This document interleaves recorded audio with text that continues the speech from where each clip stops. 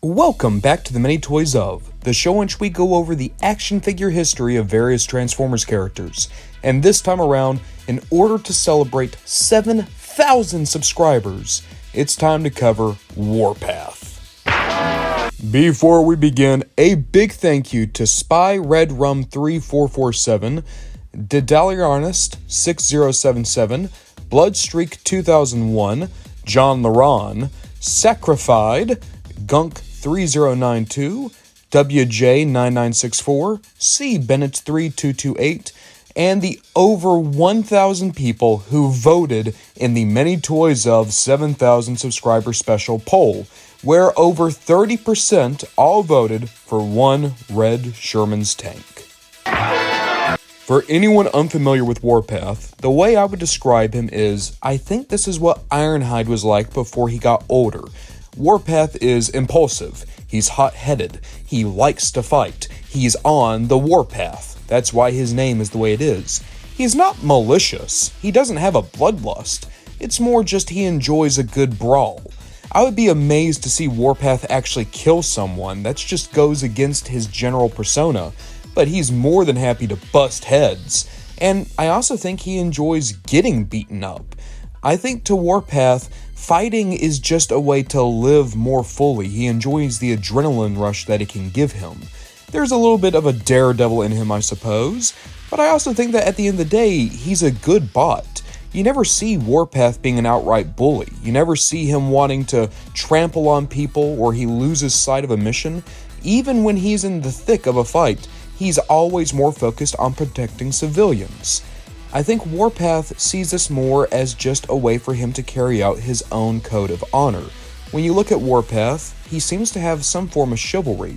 The idea that he's defending his home and his people, and the civilians that they are charged with protecting, all with the utmost of gusto. If anything, Warpath is just overzealous in his love of fighting, but that doesn't make him a warmongering bot. You would think with a name like Warpath that he would be a disgusting example of the Autobots, the worst example of what the Autobot army could be. Instead, he's just a little bit more reckless than some of his compatriots, and never to the point of being outright dangerous to be around. Warpath's first toy came out in 1985. It was a Minibot, and one of the most unique Minibots there were. Even though his robot mode is somewhat odd in its proportions, the transformation's a ton of fun, him literally standing up or lying down in order for you to get the tank. And once you have the tank, it is an absolutely gorgeous vehicle mode. I also adore the colors of Warpath. Red is a very unique color for a tank, and yet it fits. It helps that Warpath's head sculpt evokes a knight. Even though I wish his shoulders were a little bit higher up, there's just no denying that this was a very solid Minibot. In 1986, you'd be able to get Warpath in the Digital Doom on the Highway to Destruction Flyer. This would have been the same exact toy, just in new packaging. Alongside that, if you went to Greece, you could have gotten the El Greco version of Warpath, and he would have had a different shade of red. G1 Warpath would be reissued again in 2004, this time in the Transformers Collection Minibot team, alongside Bumblebee, Cosmos, Gears, Huffer, and Powerglide.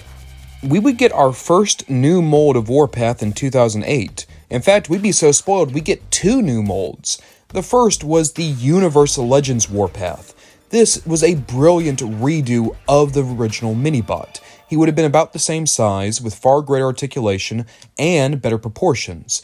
Even though the tank mode isn't as impressive, it's now an H tank to allow for an easier conversion, there is no denying that it's still a very solid rendition of the character. Of course, if you want something a little bit different, you could pop over to the Transformers 2007 line, in which you could have been able to get the Cybertron brush guard redecoed into a red color scheme, now dubbed Warpath. I adore how this toy looks. Red is just always a great color on any type of Jeep-esque vehicle, and Brushguard itself is a very solid robot. I especially love his Wolverine claws. In 2009, Henkei would release the Minibot Spy Team. This included a Cosmos, a Wheelie, and a Warpath.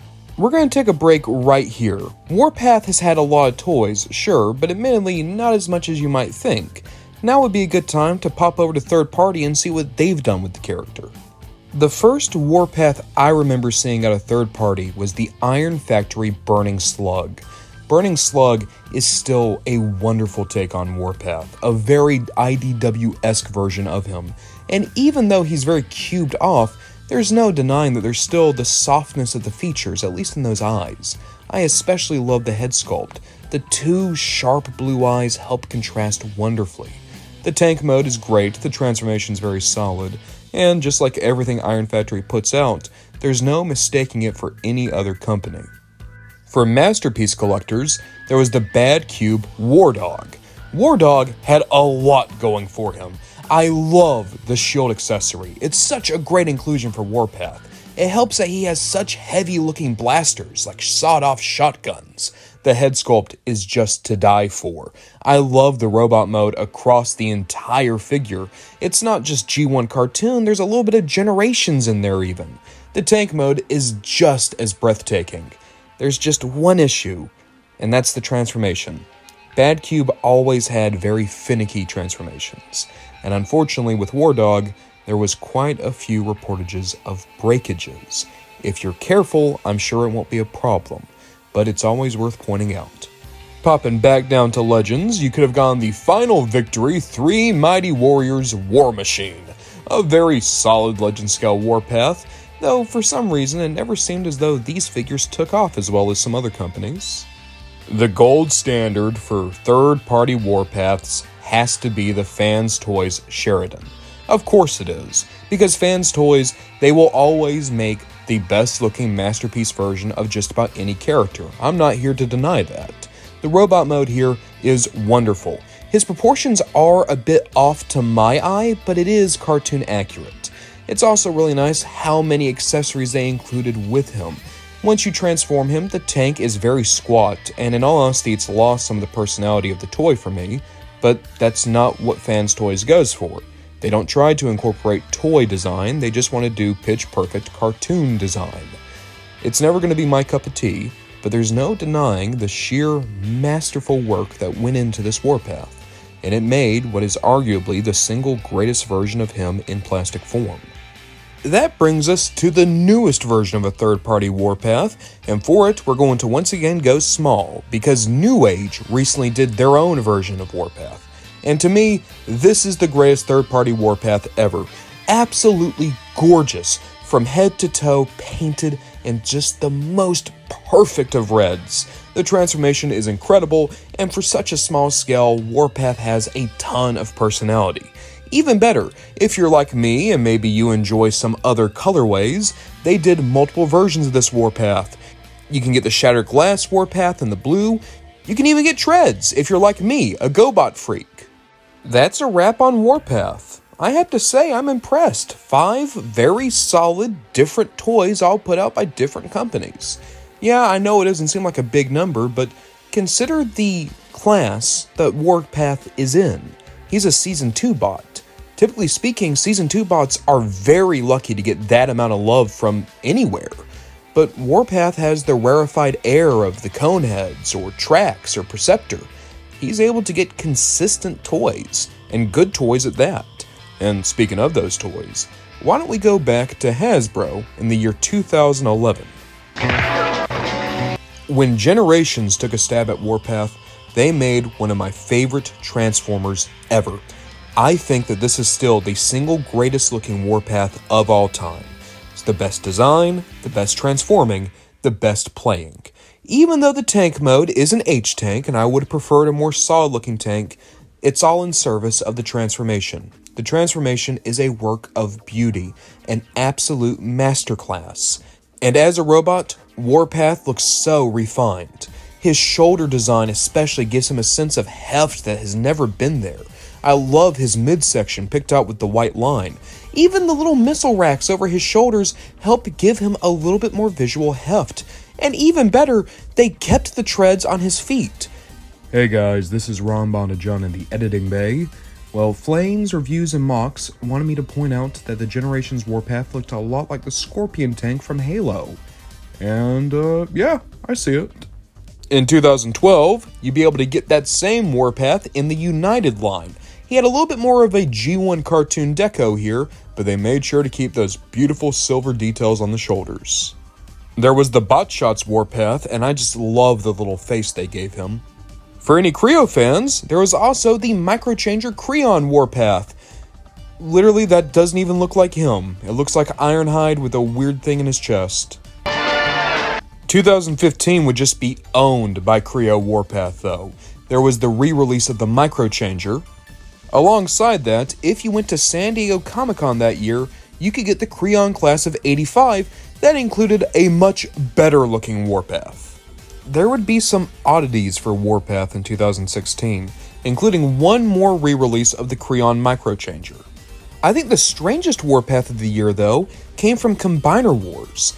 At that point, Generations was having an absolute tear with the Legends class, making some of the best versions of the Minibots out there. A lot of people were excited when Warpath got announced, but he was a remold of the Thrilling 30 Legends Megatron, the IDW D16 design, and Warpath just looked very odd. Still a great looking toy, he wears the mold incredibly well, and the fusion cannon at least still gives him some firepower. I like this idea of a Warpath that has a normal chest, especially with a head design that looks as sharp as this one does. The only issue is, we were getting such accurate versions of characters like Sea Spray, Beachcomber, Windcharger, Cosmos. To see Warpath get left out of that, despite having one of the most beloved of all the Minibot designs, it wasn't just strange, it was kind of sad. In 2019, there was the vintage G1 reissue of Warpath exclusive to Walmarts. That brings us to 2020 and the War for Cybertron Kingdom line. In Wave 1, we got a deluxe class Warpath, and when it comes to mainline Hasbro, this is the most accurate Warpath to ever exist. I like this Warpath in a lot of ways. His proportions are on point, absolutely sharp, and yet still accurate to the cartoon. I love his torso, especially how squat his turret is. The transformation's a ton of fun, and the tank mode definitely works. I think the head sculpt is where everything comes together, just an absolute pitch-perfect version of Warpath and his night motif. But there are some strange decisions made here, including the fact that he has a little shield, and that's just because it's kibble. They parts formed this guy. It was unfortunately a tradition that was carried over from Earthrise Cliffjumper, where a lot of the Minibots just had to make do with floating pieces of their vehicle mode. That also means that if you lose that shield, you've lost the front end of the tank. And that's it. Warpath is so interesting to me. I want you to consider the facts here. This is a Season 2 Autobot. He has less than 20 toys to his name. He has had no major media appearances since the G1 cartoon, and even there he had very few spotlight scenes, let alone episodes.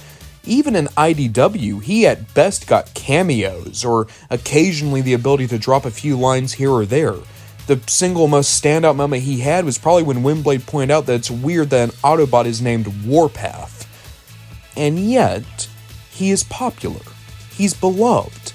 I get so many comments talking about people who grew up with Warpath or adore Warpath or keep Warpath high up on their list of priorities when it comes to new figures or starting a collection, and I don't know where that comes from.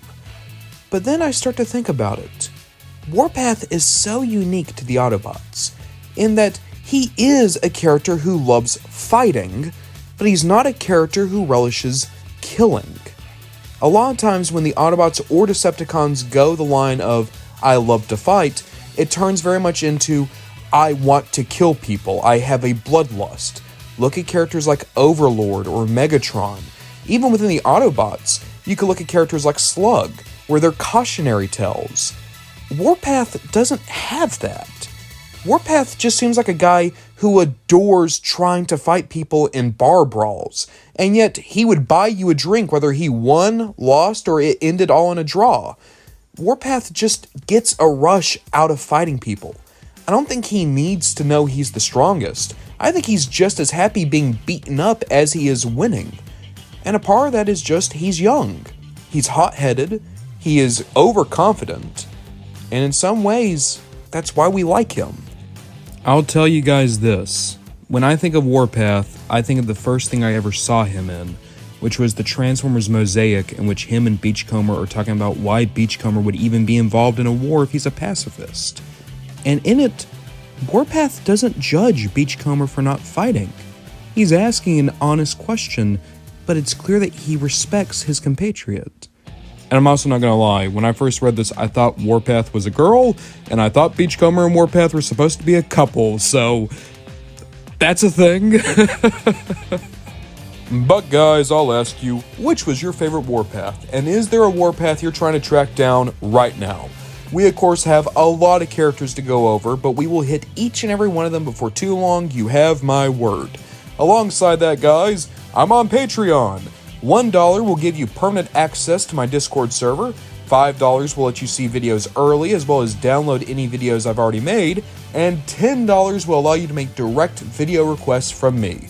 As for me, I'm going to continue working on some of our upcoming videos. I have Jetstorm, Drift, and Prowl all ready to get started, but until we get to that point, we're going to have to see what we get up to next time.